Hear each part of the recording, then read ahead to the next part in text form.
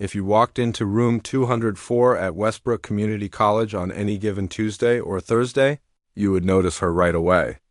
Not because she was loud, not because she stood out, but because she was so incredibly still. Nia Williams sat in the back corner of the psychology classroom, always in the same seat, always with the same black notebook open in front of her. She was 23 years old, had deep brown skin, and kept her hair pulled back in a simple ponytail. She wore plain clothes, usually jeans and a hoodie. Nothing flashy. Nothing that screamed for attention. And that was exactly how she wanted it. Nia had learned a long time ago that being invisible was sometimes the safest way to survive. She had grown up in a tough neighborhood where keeping your head down meant keeping yourself out of trouble. Her mother had raised her and her two younger brothers alone, working double shifts at a hospital just to keep food on the table. Nia knew what sacrifice looked like. She knew what hard work meant. And she knew that some people in this world would never see her as equal, no matter how hard she tried, but she also knew something else. Something that nobody in that classroom had any idea about. We will get to that later. For now, let us talk about the class itself. Psychology 101 was supposed to be an easy course. A lot of students took it just to fill a requirement. The professor, a man in his late 50s named Dr. Howard, had been teaching for over 20 years. He was tired. You could see it in the way he spoke, the way he barely looked up from his notes, the way he let things slide that he probably should not have. Things like what was happening to N. It started small. A comment here. A joke there. The kind of stuff that people brush off as nothing. But Nia knew better. She had been dealing with this her whole life. She recognized the pattern. His name was Brett Collins. Brett was 20 years old, came from money, and had never heard the word no in his entire life. His father owned a chain of car dealerships across the state, and his mother sat on the board of some fancy charity. Brett drove a brand new truck to campus every day, wore designer clothes, and walked around like he owned the place, because in his mind, he did. Brett had a group of friends who followed him everywhere. They laughed at all his jokes, no matter how cruel. They filmed everything on their phones, always looking for the next viral moment. They thought they were untouchable, and honestly, up until this point, they had been. The first time Brett said something to Nia, it was during the second week of the semester. She was walking to her seat when he stuck his foot out slightly, not enough to trip her, but enough to make her stumble.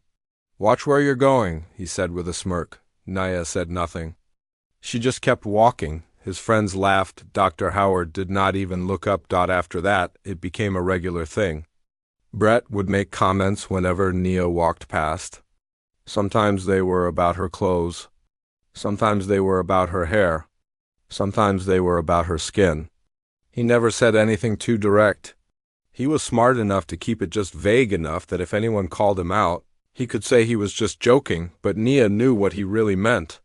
She always knew. One day, about a month into the semester, Brett made a comment that crossed a line. Nia was answering a question the professor had asked about human behavior. She spoke clearly and confidently, giving a thoughtful answer that impressed even Dr. Howard. When she finished, Brett leaned over to his friend and said, loud enough for half the class to hear, "Wow. I didn't know they taught that where she comes from." A few people gasped. Most just looked away. Dr. Howard cleared his throat and moved on to the next topic like nothing had happened. Nia sat back down in her seat, her face calm, her hands steady. But inside, something was building. Something that had been building for a very long time. Here is the thing about Nia that nobody knew. 4 years ago, after a scary incident in her old neighborhood, Nia made a decision. She was never going to feel helpless again. She was never going to be a victim. So she walked into a small gym on the east side of the city and signed up for a free trial class. It was a Brazilian Jiu-Jitsu gym. At first, she was terrible.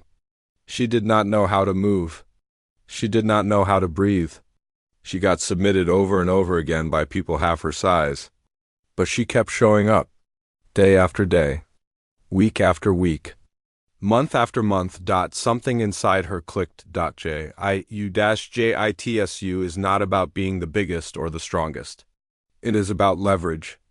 It is about patience. It is about waiting for your opponent to make a mistake and then capitalizing on it. It is chess, not checkers. And Nia turned out to be very, very good at chess. Within 2 years, she earned her blue belt. Within 3 years, she was competing at the state level. By the time she enrolled at Westbrook Community College, she had won multiple tournaments and had even started teaching self-defense classes at a local community center for women who had survived domestic violence, but she never talked about it. She never bragged.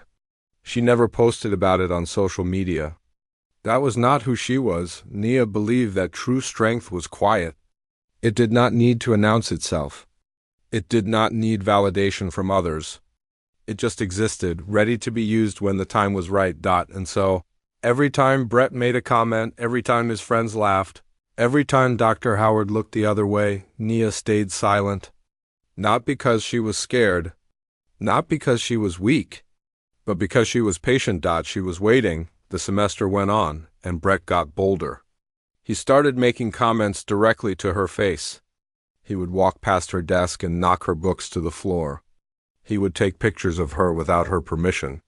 One time, he even threw a crumpled piece of paper at the back of her head while the professor was writing on the board.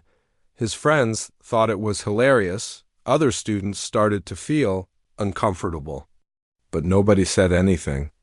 It is how it usually goes, right? People see something wrong, but they stay quiet because they do not want to get involved. They do not want to become the next target. And I understood this. She did not blame them.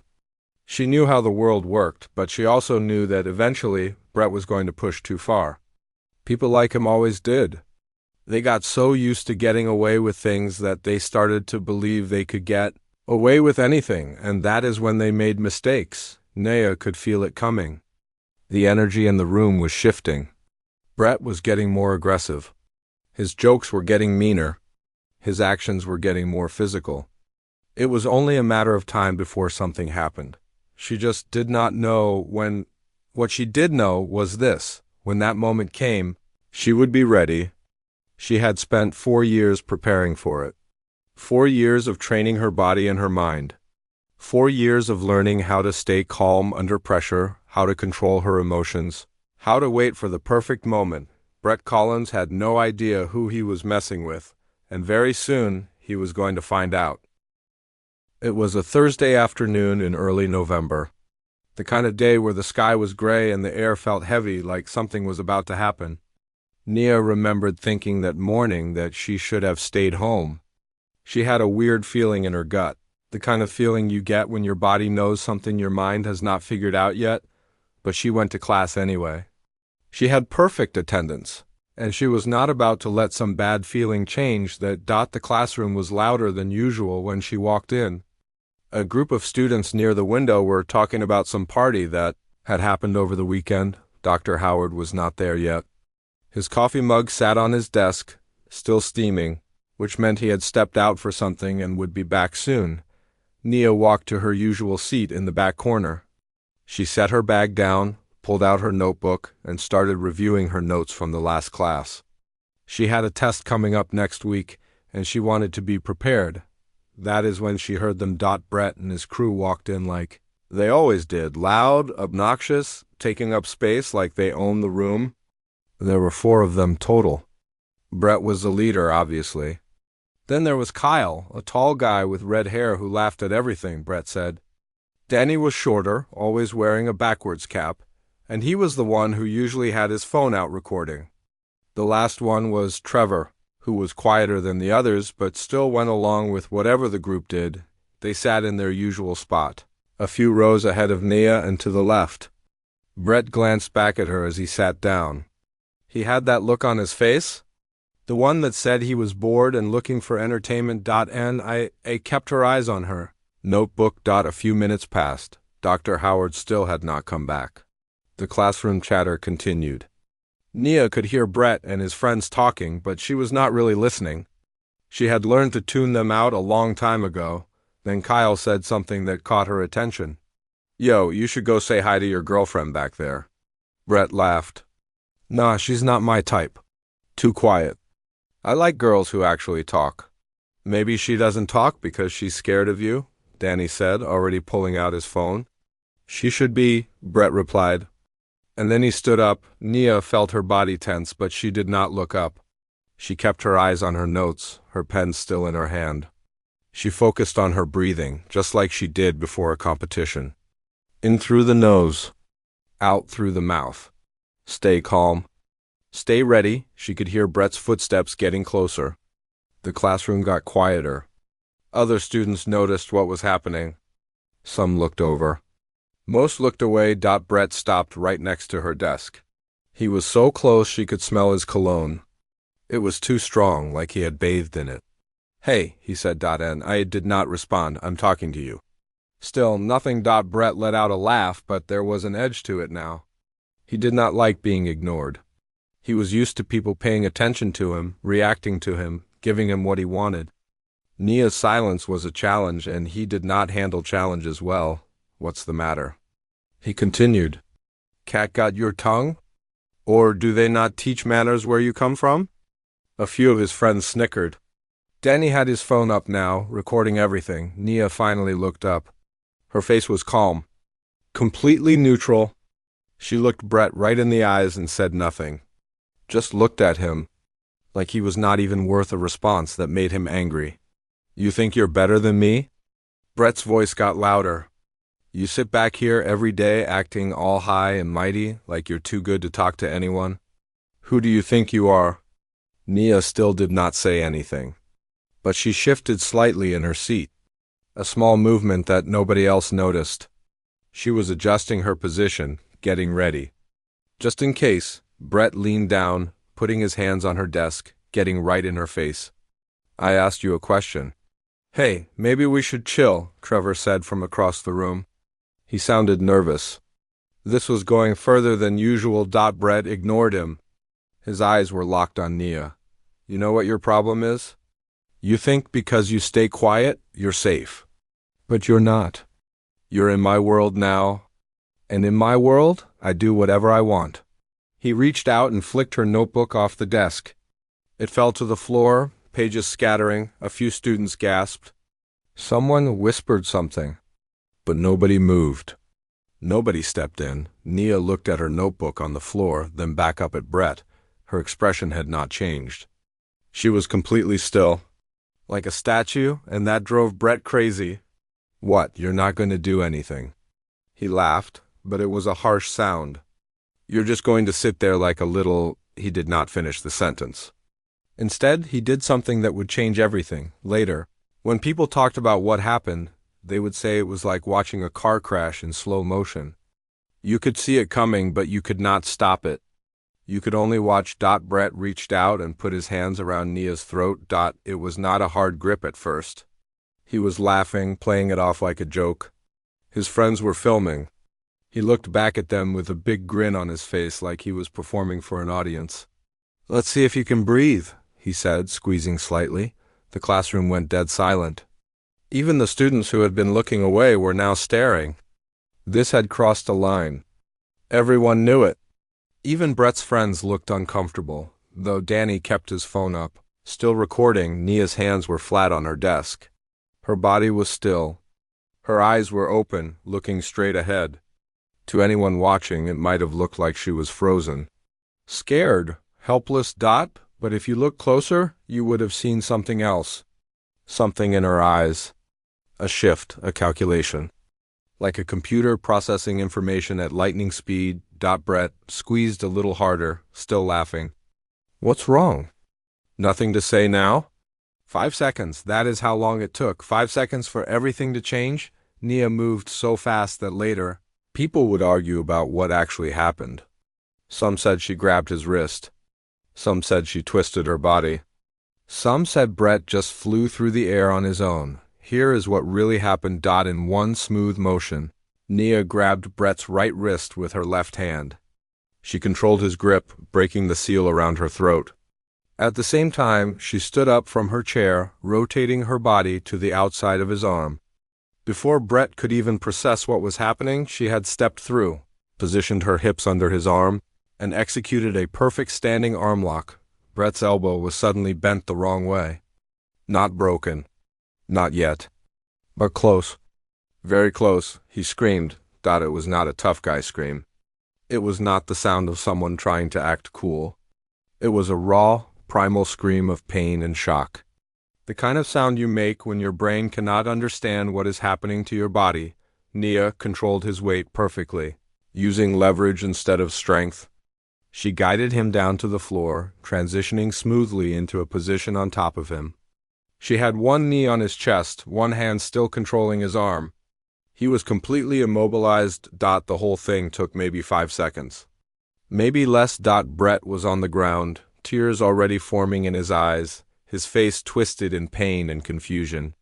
His friend stood frozen, phone still recording but hands shaking. The rest of the classroom was in shock, and Nia? Nia was calm. Her breathing was steady.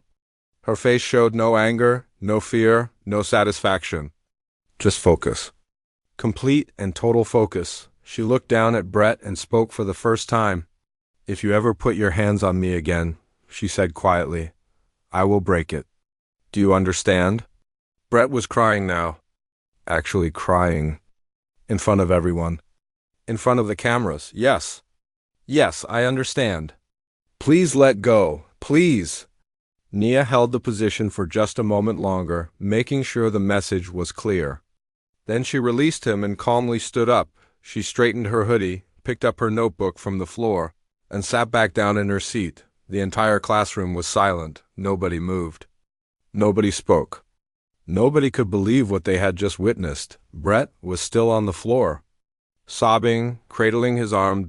And somewhere in the distance, they could hear footsteps in the hallway. Dr. Howard was coming back. The door swung open, and Dr. Howard walked in with his phone still in his hand. He was mid-sentence, finishing up whatever conversation he had been having in the hallway. But the moment he looked up and saw the scene in front of him, he stopped dead in his tracks. Brett was still on the floor. His face was red and wet with tears. He was holding his arm against his chest like it was made of glass. His friends stood frozen nearby, phones still in their hands, looking like they had just seen a ghost. The rest of the class was silent. Nobody was moving. Nobody was talking. It was like someone had pressed pause on the entire room. Dr. Howard blinked a few times, trying to process what he was seeing. What happened here?" he finally asked. For a moment, nobody answered. Then Brett found his voice. "She attacked me," he shouted, pointing at Nia with his good arm. "That crazy girl attacked me for no reason. I was just talking to her and she went psycho." Dr. Howard looked at Nia, who was sitting calmly in her seat, notebook open in front of her like nothing had happened. Then he looked back at Brett, who was struggling to get up off the floor. "Is this true?" Dr. Howard asked, his voice uncertain. Before Nia could answer, something unexpected happened. A girl named Destiny, who sat 2 rows ahead of Nia and had never spoken to her before, stood up. She was shaking slightly, but her voice was steady. "That's not what happened," Destiny said. He put his hands around her throat. He was choking her. She was defending herself. Dr. Howard's face went pale. "That's a lie!" Brett shouted. He was on his feet now, still cradling his arm. "She's lying. They're both lying. I have it on video." Everyone turned to look at the person who had spoken. It was Danny, one of Brett's own friends. He was staring at his phone screen, his face white as a sheet. His hands were trembling. "What?" Brett stared at him in disbelief. "I was recording the whole thing," Danny said quietly. "I have it all on video. You grabbed her throat, man. It's all right here." The room erupted. Students started talking all at once. Some were pulling out their own phones, texting friends, posting on social media. Others were just staring at Brett with a mixture of shock and disgust. A few were looking at Nia with something like admiration. Dr. Howard held up his hands, trying to regain control of the situation. "Everyone calm down. Everyone just stay where you are. I need to call security." He pulled out his phone and made the call. His hands were shaking. In all his years of teaching, he had never dealt with anything like this. Nia sat quietly through all of it. She did not try to defend herself. She did not argue with Brett. She did not say anything at all. She just sat there, calm and composed, waiting for whatever came next. Brett, on the other hand, was falling apart. "This is ridiculous!" he kept shouting. "Do you know who my father is? Do you have any idea what kind of trouble you're all going to be in? This is assault. She assaulted me." "You choked her first," someone said from the back of the room. Nia did not see who it was, but it did not matter. The tide was turning. Kyle and Trevor had stepped away from Brett, putting distance between themselves and their former leader. They could see which way this was going, and they wanted no part of it. Danny was still staring at his phone, looking like he might throw up. Campus security arrived within 5 minutes. 2 officers walked in, a man and a woman. Both looking serious, Dr. Howard quickly explained the situation, though it was clear he did not fully understand it himself. "We have video evidence," Destiny spoke up again. "Multiple videos. He attacked her first." The female officer nodded. "We're going to need to see those videos. And we're going to need statements from everyone who witnessed what happened." Brett tried to interrupt. "Officer, you don't understand. This girl is dangerous. Sir, I need you to calm down," the male officer said firmly.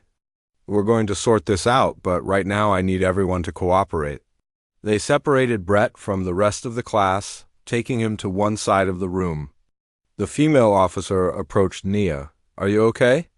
she asked gently. Nia nodded. "I'm fine. Can you tell me what happened?" Nia took a breath.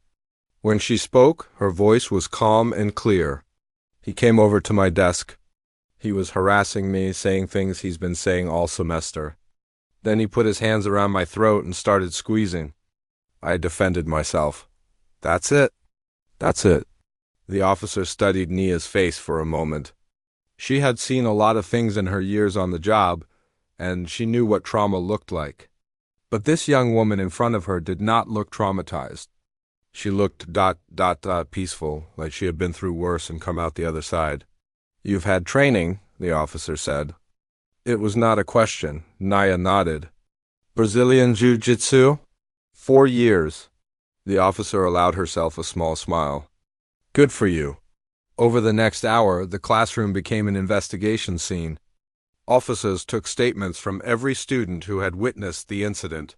They collected videos from Danny's phone and 2 other students who had also been recording. They photographed the scene. They documented everything. Brett's story kept changing. First, he said he was just joking around. Then he said Nia had provoked him. Then he said she had threatened him earlier and he was just defending himself.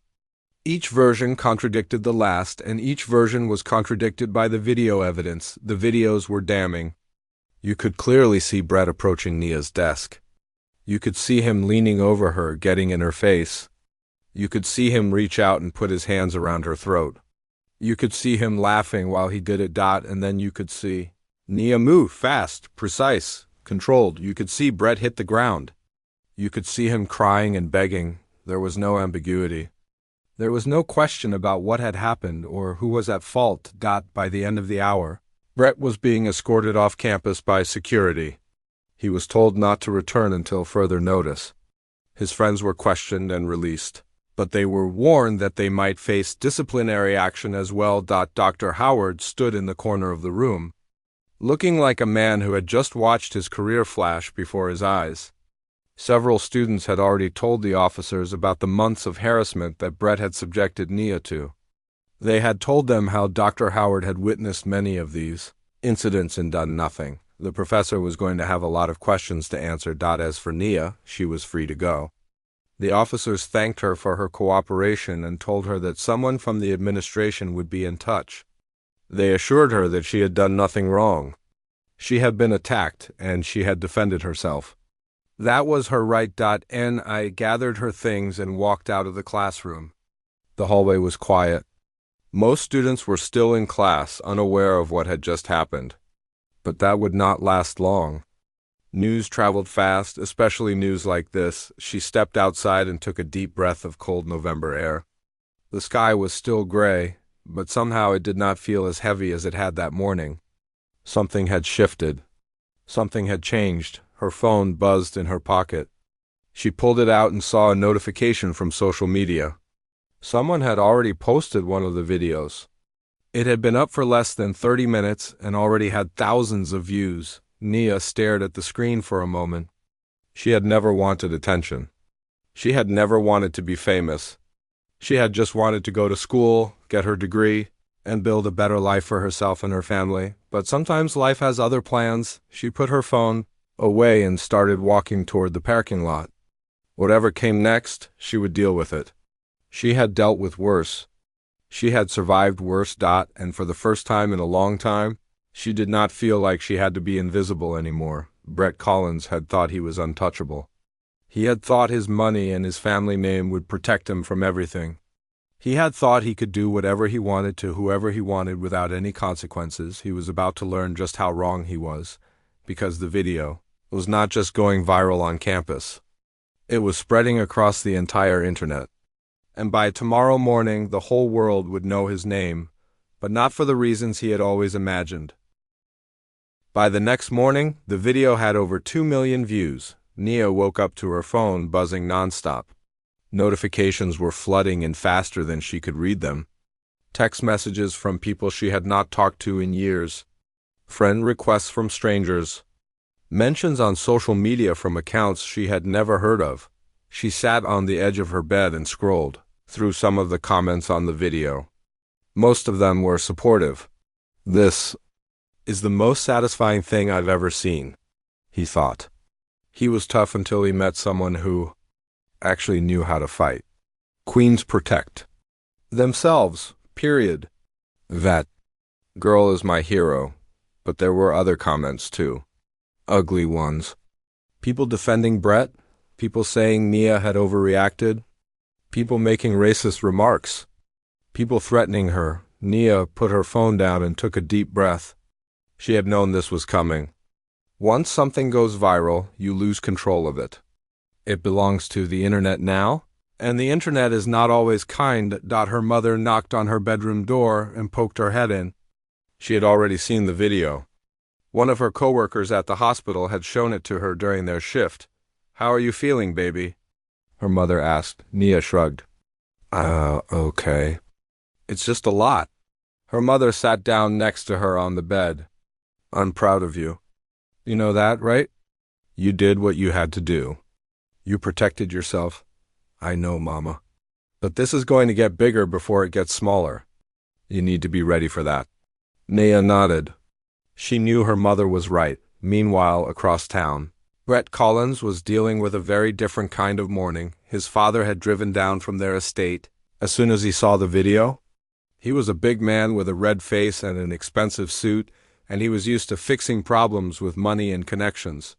He had gotten Brett out of trouble before.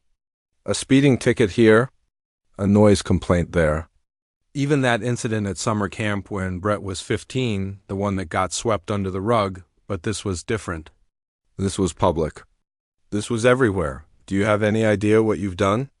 his father shouted. They were standing in the living room of Brett's off-campus apartment. "Any idea at all?" Brett sat on the couch, still holding an ice pack to his arm. The doctors at the emergency room had said nothing was broken, just badly strained. But it hurt. Everything hurt. "It wasn't my fault," Brett mumbled. "She attacked me. I was just what? Just choking a woman in front of a camera? Just assaulting someone while your idiot friends filmed it?" Brett had no answer for that. His father paced back and forth, phone in hand. He had already called their family lawyer. He had already called a PR consultant. He was trying to figure out how to spin this, how to make Brett look like the victim somehow, but it was not working.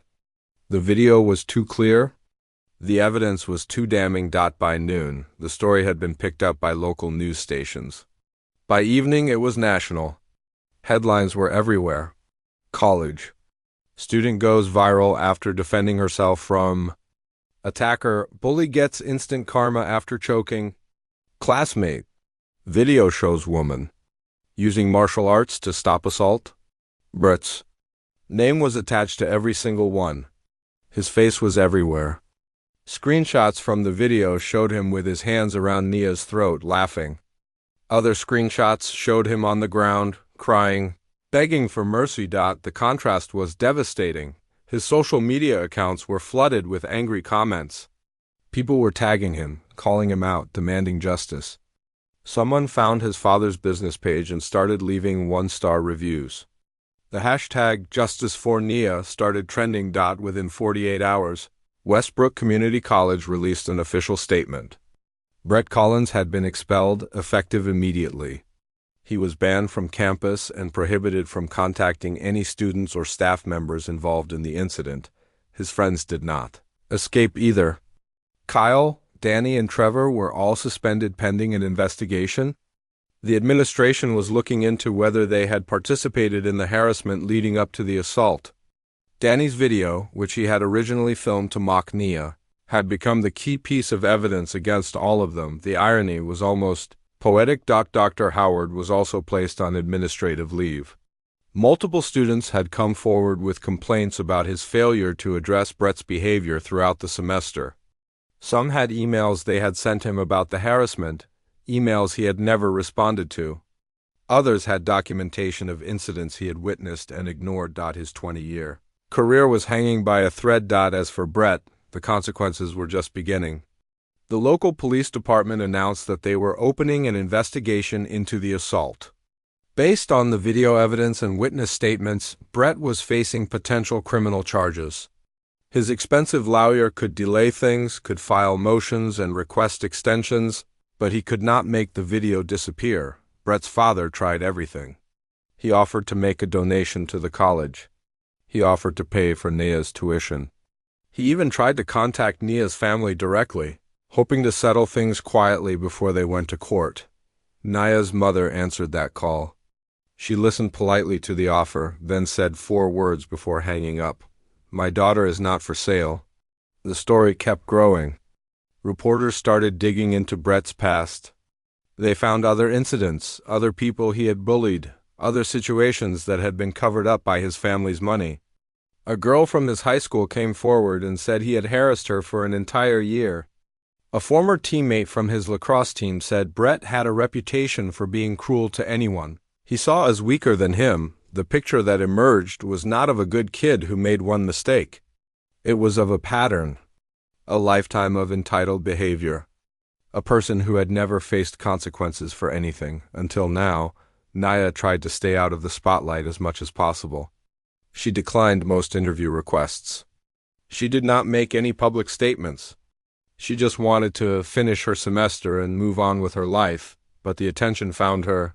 Anyway, her Brazilian Jiu-Jitsu gym posted about her on their social media, praising her skill and composure.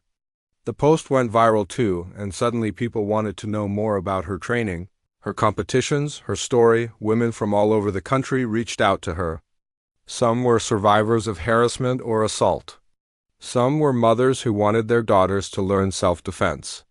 Some were just people who had felt powerless at some point in their lives and saw something in Nia that inspired them. One message stood out.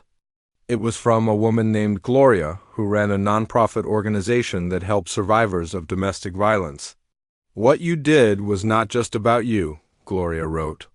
"It was about every woman who has ever been told to stay quiet, to keep her head down, to not make waves. You showed them that they have the right to protect themselves. You showed them that strength is not about being loud or aggressive. It is about knowing your worth and refusing to let anyone take it from you. Thank you." Nia read that message 3 times. Then she saved it. The semester was almost over. Finals were coming up. Despite everything that had happened, Nia still had to study, still had to take her tests, still had to finish what she had started. She went back to campus a week after the incident. Some people stared, some people whispered, but most people just smiled at her, nodded at her, treated her with a respect she had never received before. She was not invisible anymore, but she was still the same person she had always been, quiet, focused, determined. She had not asked to become a symbol. She had not asked to be famous. She had just done what she had to do to protect herself, but sometimes that is enough. Sometimes one moment, one decision, one act of courage can change everything. For Nia, that moment had come and gone. Now it was time to figure out what came next. And for Brett Collins, sitting alone in his apartment while his lawyers tried to salvage what was left of his future, the moment was just beginning to sink in. He had thought he was invincible. He had thought the rules did not apply to him. He was wrong, and he would spend the rest of his life living with the consequences. 6 months later, Nia stood in front of a room full of women and girls. There were about 30 of them, ranging in age from 16 to 60. Some looked nervous. Some looked curious. Some looked like they had been through things that no one should ever have to go through. They were gathered in the community center on the east side of the city, the same neighborhood where Nia had grown up. The same neighborhood where she had walked into a jiu-jitsu gym 4 years ago and changed her life. Now she was here to help others do the same. "Welcome to the first session of our self-defense program," Nia said. Her voice was calm but carried across the room easily. "My name is Nia, and I'm going to be your instructor." She paused and looked around at the faces in front of her. "Before we start, I want to tell you something. This class is not about turning you into fighters. It's not about teaching you to be aggressive or violent. It's about something much simpler than that. It's about teaching you that you have the right to protect yourself, that your body belongs to you, that no one has the right to put their hands on you without your permission." A few women nodded. One of them wiped her eyes. "Some of you might have heard about what happened to me a few months ago," Nia continued. "A video went viral. People called me a hero, but I'm going to tell you the truth. I'm not a hero. I'm just someone who decided a long time ago that I was never going to be a victim again. And that decision led me here, to this room with all of you." She smiled. "So let's get started." The class went well. Nia taught them basic techniques. How to break free from a wrist grab. How to create distance from an attacker. How to use their voice to draw attention and scare off a threat. She emphasized awareness, prevention, and de-escalation. Fighting, she told them, was always the last resort. After the class, a young woman approached her. She looked about 18, with braids and a shy smile. "I just wanted to say thank you," the girl said. "I saw your video when it first came out. I watched it like 20 times. It made me feel like maybe I could be strong too. Like maybe I didn't have to be afraid all the time." Nia put a hand on the girl's shoulder. "You are strong. You just have to believe it. And keep showing up. That's the secret. Just keep showing up." The girl nodded and walked away with a little more confidence in her step than she had when she arrived. Nia watched her go and felt something warm spread through her chest. This was why she was doing this. Not for the fame, not for the attention, but for moments like this, for the chance to help someone else find the strength that had always been inside them. The self-defense program had started small, but it was growing fast. After the video went viral, donations had poured in from people who wanted to support Nia's work. Gloria, the woman who had reached out after the incident, had helped her set up a nonprofit organization. They had partnered with local gyms, community centers, and schools to offer free classes to women and girls who could not afford traditional training. In just 6 months, they had taught over 300 students. And they were just getting started. Nia had also finished her semester at Westbrook Community College. Despite everything that had happened, she had passed all her classes with good grades. She was now enrolled full-time, working toward a degree in social work. She wanted to spend her life helping people. That had always been the plan. The viral video had just accelerated things. As for the others involved in that day back in November, their stories had taken very different turns. Dr. Howard had resigned from the college before they could fire him. An internal investigation had found that he had ignored multiple complaints about Brett's behavior and had failed to maintain a safe learning environment for his students. His teaching career was over. Last anyone heard, he had moved to another state and was working at a hardware store. Kyle, Danny, and Trevor had all been suspended for the rest of the semester. When they returned the following term, things were different. Nobody wanted to be associated with them. The social currency they had once enjoyed by being part of Brett's crew was gone. They kept their heads down and stayed out of trouble. Whether they had actually learned anything, only time would tell. And Brett? Brett Collins had pleaded guilty to misdemeanor assault. His lawyers had worked out a deal to avoid a felony charge, but even so, the consequences were severe. He received 2 years of probation, 200 hours of community service, and was required to attend anger management classes. He was also ordered to stay away from Nia and the college campus, but the legal consequences were just the beginning. His reputation was destroyed. The video would follow him forever. Every time someone searched his name, it would come up. Every job interview, every college application, every new relationship. The 5 seconds of footage showing him crying on the floor, begging for mercy, would haunt him for the rest of his life. His father's business had suffered too. The negative publicity had driven away customers. Several locations had closed. The family was still wealthy, but their name no longer carried the weight it once did. Brett had deleted all his social media accounts. He had dropped out of school. According to people who knew him, he rarely left his apartment anymore. The confident, swaggering bully who had terrorized Nia and others for months was gone. In his place was someone who had finally learned what it felt like to face consequences. Some people felt sorry for him. They said the punishment was too harsh, that one mistake should not define a person's entire life, but Nia knew the truth. It was not one mistake. It was a pattern.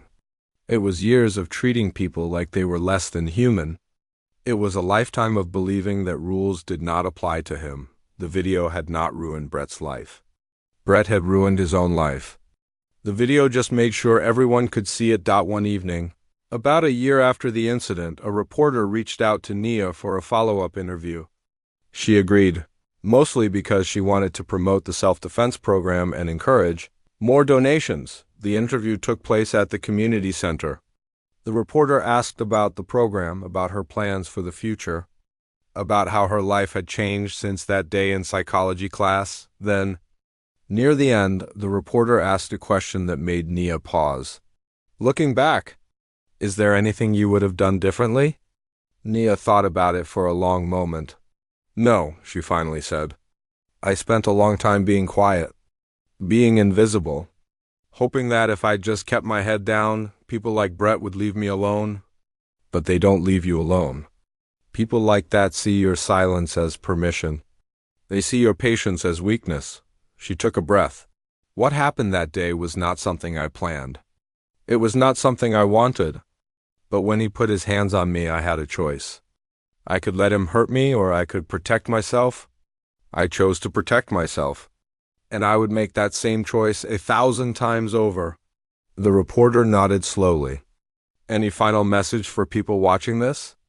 Nia looked directly into the camera. You don't have to be loud to be strong.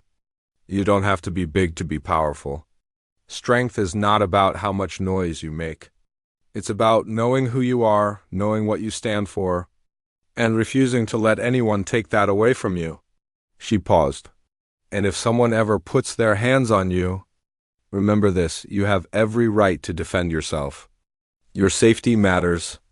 Your life matters. Don't ever let anyone make you feel like it doesn't. The interview ended. The reporter thanked her and packed up the equipment. Nia walked outside and stood in the parking lot for a moment.